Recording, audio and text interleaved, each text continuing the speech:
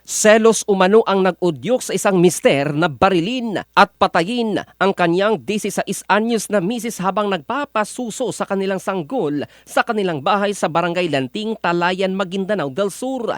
Tinamaan ang biktima na kinilalang si Myra Lawan sa kanyang noo gamit ang .45 caliber na baril. Ang sospek mabilis na tumakas matapos ang insidente at iniwang duguan ang biktima. Swerte namang hindi nadamay ang bata na umano'y mahigpit na niyakap ng ina para hindi matamaan.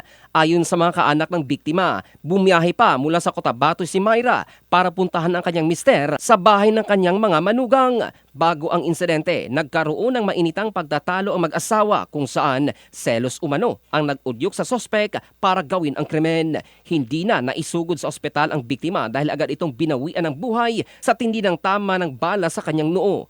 Patuloy ang manhunt operation ng mga otoridad laban sa sospek habang nakikipag-ugnayan ang lokal na pamahalaan at social welfare offices upang matiyak ang tulong sa naiwang sanggol at pamilya ng biktima. Samantala, agad ding inihatid sa kanyang huling hantungan ang biktima habang nasa pangangalaga ng naiwang pamilya ang kanilang bata.